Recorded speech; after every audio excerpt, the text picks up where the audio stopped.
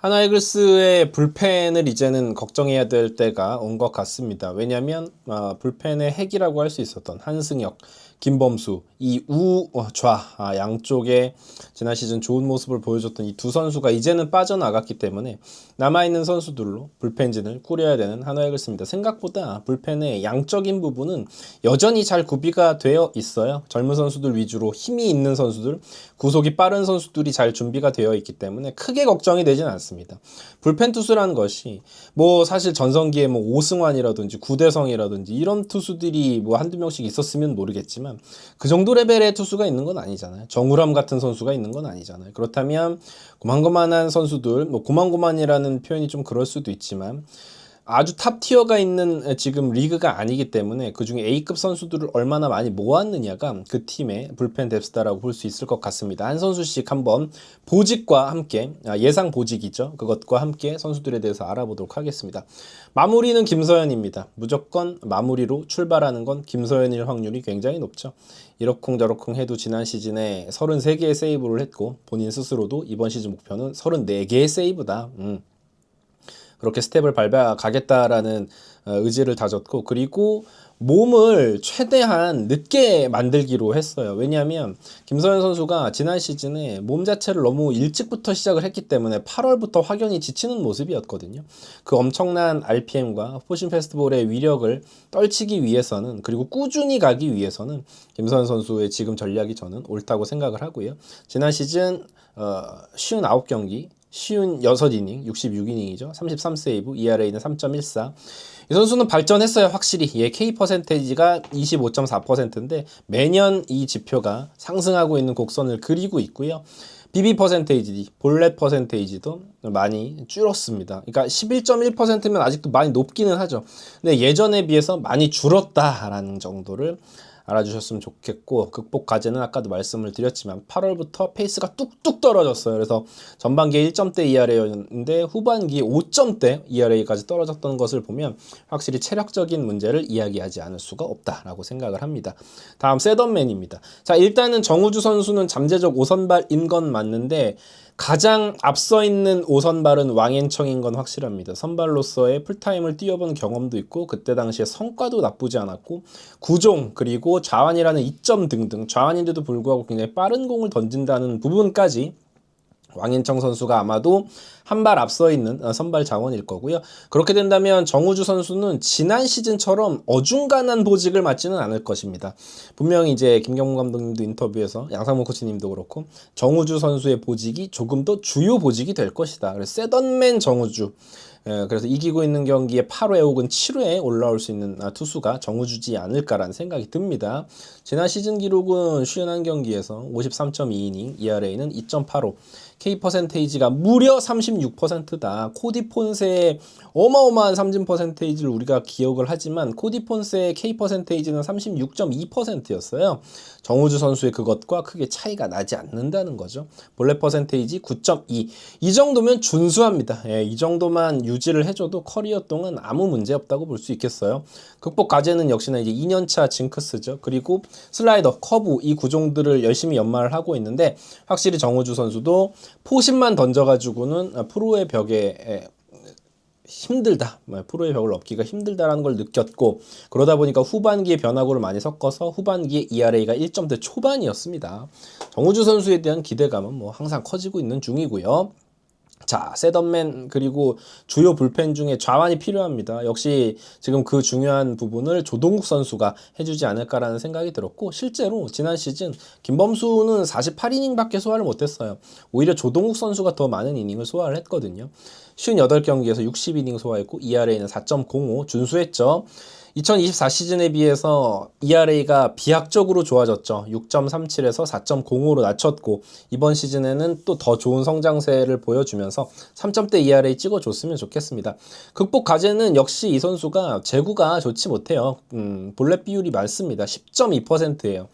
그리고 우타자 상대 POPS가 너무 높습니다. 슬라이더는 상당히 좋아요. 좌타자를 상대로 자신감 있게 뿌리는 포심과 더불어서 슬라이더는 좌타자를 현혹시키기에 충분한데 우타자를 상대로 던질 수 있는 반대투구, 그러니까 체인지업이 퀄리티가 그렇게 좋지 못하기 때문에 이 부분이 개선되면은 저는 정우주 선수는 굉장히 좋은 자원으로 쓰임받을 수 있을 거라고 생각을 합니다. 그리고 황준서입니다. 역시나 잠재적 5선발 중에 한 명인데 황준서 선수는 5선발 후보군 중에서도 대기표를 좀 뽑고 기다려야 되는 상황이에요. 그러니까 불펜 자원으로 많이 뛸 것 같습니다. 지금 가뜩이나 김범수도 없기 때문에 말이죠. 25시즌 23경기 56이닝 ERA는 5.30이었습니다. 황준서도 많이 발전했다. 세부 지표를 보시면 K 퍼센테이지가 23.6%였어요. 루키 시즌과 비교했을 때 3%포인트가 상승을 했습니다. 삼진을 더 잘 잡게 된 거죠. 볼넷 퍼센테이지는 더 감소를 했습니다. 그러니까 볼넷을 더 안 내주게 된 거죠. 볼넷 퍼센테이지는 실제로 많이 발전됐어요. 물론 그럼에도 불구하고 좌타자 상대 POPS가 너무 높았어요. 좌타자 상대로 던지는 공이 장타로 허용되는 상황도 많았고요. 일찍 경기를 그르치는 경기도 많았습니다. 조동욱과는 반대예요. 황준서에게는 스플리터가 있기 때문에 조동욱은 슬라이더를 반드시 장착을 해야 된다. 예, 그 부분을 아마도 본인도 알고 있고 그렇게 연습을 하고 있다고 하더라고요. 자, 그 다음 주현상 선수입니다. 이제는 또 주요 보직에서 던져줘야 되는데 셋업맨 후보 중에 한 명이에요. 그래서 25시즌 48경기에서 41.2이닝 많이 못 던졌고 ERA도 5.18 많이 올라갔습니다. 그러니까 주현상 선수의 가장 큰 문제는 장타 허용률이에요. 9이닝당 1.73개의 장타를 맞았는데 이거 억제 못하면은 하나에서 난리 나는 거죠. 다음 박상원 선수입니다. 셋업맨 후보 중에 또 한 명이고 중요한 역할을 할 거예요. 아마도 제 생각에는 9회 김서현, 8회 정우주, 7회 박상원 요 카드가 많을 것 같고 좌타자들이 많을 때는 조동욱 그리고 황준서도 상황에 따라서 그리고 6회, 5회 조금 일찍 나와야 되면 김종수 이렇게 나오지 않을까라는 생각을 한번 해봅니다. 박상원의 경우에는 74경기 66.2이닝 박상원 선수는 3시즌에 걸쳐서 200이닝을 넘게 던졌고 모든 시즌에 60이닝 이상을 투구하고 있는 그야말로 마당쇠입니다. ERA는 4.19입니다. 뭐 ERA가 4.19? 그닥인데 뭐 볼넷 퍼센테이지 7.1%뭐 대단히 제구가 좋은 건 아닌 것 같은데 하지만 이제 이게 커리어 하이고요. 사실 박상원 같은 불펜이 팀에 없으면 팀이 돌아갈 수가 없습니다. 박상원은 정말 고마운 자원이고 꾸준히 이닝을 소화해 줄 수 있다는 점에서 이 선수의 존재 가치는 특별하다. 극복해야 되는 과제는 이제 FA 시즌이 한 시즌밖에 안 남았어요. 이번에 이제 그러다 보니까 고액 계약을 했잖아요. 연봉 협상에서. 잘해서 FA 좋은 계약 따내야죠. 아마도 일생의 마지막 FA가 될 확률이 높은데 잘해서 한 15억 이상 진짜 땡기자.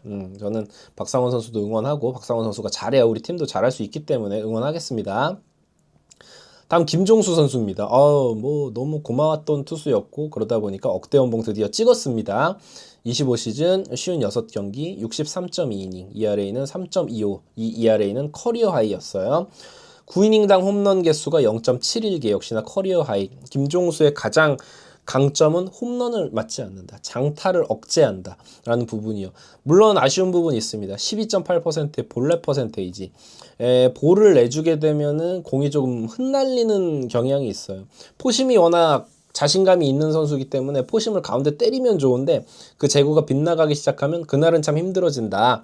그래서 일단 뭐 김종수 선수는 그 부분을 좀 잘 극복해야 되는 상황인 것 같고요. 부상에서 돌아와서 거의 풀시즌을 오래간만에 뛰었기 때문에 부상 역시나 조심해야 되는 선수고요. 다음 엄상백입니다.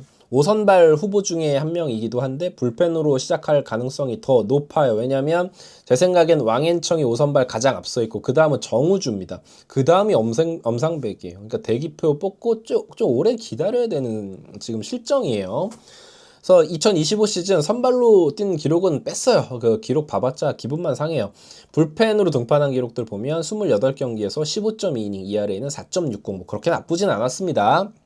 극복해야 할 과제 없습니다. 그냥 무조건 잘해야죠. 지금 받는 돈이 얼만데 뭘 극복하고 어쩌고 저쩌고 뭐가 문제고 자시고 그 시간 없고 그냥 잘해야 됩니다. 이젠 진짜 좋은 모습 보여줘야 돼요.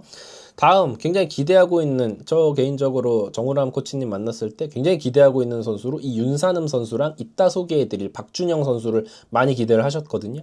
윤산음 선수 보시면 12경기 제대하고 나서 나와서 16.2이닝 동안 ERA는 3.78, 좋은 ERA입니다. 불펜 투수이기 때문에 K 퍼센테이지가 압도적이었어요. 23.3%. 물론 정우주 선수의 K 퍼센트가 미친 수준이기 때문에 거기에 비하면 별거 아닌 것 같지만 실제로 23.3% 이렇게 삼진을 잡아낼 수 있는 선수가 불펜에 가동이 된다면 엄청난 힘이 될 수 있죠. 윤산음은 충분히 셋업맨으로서도 활용이 가치가 있는 선수입니다. 그리고 훌륭했던 볼넷 퍼센테이지 6.8%. 아직은 요거는 믿을 수 있는 수치는 아니다. 왜냐면 12경기 했으니까. 윤산음 선수는 계속 볼넷 퍼센테이지가 두 자릿수 막 20% 넘어가기도 하고 그랬었거든요. 과연 이 부분을 상무에서 잘 극복해 온 것이라면 이 K 퍼센트, BB 퍼센테이지가 유지가 되면 윤산음 선수의 공을 쉽게 공략할 수는 없거든요. 그래서 윤산음 선수의 이번 시즌 굉장히 기대가 됩니다. 이 짧은 표본을 풀타임으로 가져와 주는 것이 이제 과제라 할 수 있겠죠. 다음 이제 강재민 선수입니다. 역시나 국내에서 제대를 했고 뭐 여러 가지 이야기가 있었죠. 도쿄올림픽에 왜 김경문 감독님이 강재민 선수를 안 데려가가지고 어쩌고 저쩌고 했는데 돌아와서는 뭐 별 문제 없이 강재민 선수를 잘 활용을 하려고 하는 모양새였어요. 근데 물론 예전에 재구가 안 나왔죠. 4경기 뛰었고 4이닝 동안 ERA 9.00. 결국은 극복 과제는 이제는 군대 가기 전에 2021년도에 그 모습을 되찾아야 됩니다. 한화이글스에서 막 철벽 마무리해주고 셋업맨 해주고 이때 폼을 찾아야 돼요. 그러면 진짜로 우리가 한승혁, 김범수의 공백은 아예 안 느껴진다라고 볼 수 있을 것 같습니다. 이렇게 살펴보니까 양적으로는 역시나 대체할 수 있는 자원들이 충분히 있다. 한승혁, 김범수가 몇 시즌 그렇게 어마어마하게 잘했던 선수들이 아니기 때문에 그 선수들의 공백 물론 아쉽지만 여기 있는 선수들이 십시일반 더 힘을 내면 충분히 메꿀 수 있는 정도라고 저는 생각을 해요. 그리고 브레이크아웃 할 수 있는 젊은 투수들도 자리를 하고 있습니다. 박준영, 원종혁, 김도빈, 정희황, 박부성, 뭐 권민규 이런 선수들이 있는데 특히나 박준영, 권민규 이런 투수들에게는 기대가 조금 크고요. 지난 시즌 퓨처스에서 마무리 투수를 맡고 있었던 원종혁 선수도 있고 거기에다가 여기에는 이름이 들어가 있지 않은데 한서구라는 선수가 있습니다. 좌완인데 구속이 점점 올라가고 있는 선수고 제구가 조금 아직 안 잡히긴 했지만 190cm의 큰 키에다가 구속까지 빠르기 때문에 상당히 위력 있는 공을 던질 수 있는 선수를 지금 키워내고 있다고 하니까 그 선수도 좀 기대를 해주시면 좋을 것 같고요. 여기 있는 선수들이 힘을 모아서 한화이글스의 불펜 뎁스가 얼마나 좋은지를 이번 시즌 다시금 보여줬으면 좋겠네요. 재밌게 보셨다면 구독, 좋아요 부탁드립니다. 이글스 에브리데이였습니다. 감사합니다. 요즘에 배달 떡볶이가 솔직히 너무 비싸다고요. 한 2만원 막 3만원 막 이렇게 되는데 한 봉지에 5,000원이 안 됩니다. 배송료를 포함해도 네, 퀄리티도 보장이 된다. 이거는 이따가 먹으면서 또 이야기를 해보도록 할게요. 종류도 국물 떡볶이, 짜장 떡볶이, 마라 떡볶이. 요즘에 마라탕이 또 인기인데 가성비가 정말 좋다. 말이 안 되는 게 이게 세 접시가 12,000원이 안 돼요. 오리지널부터 한번 먹어보도록 하겠습니다. 제대로다. 짜장 떡볶이 매니아층이 있잖아요.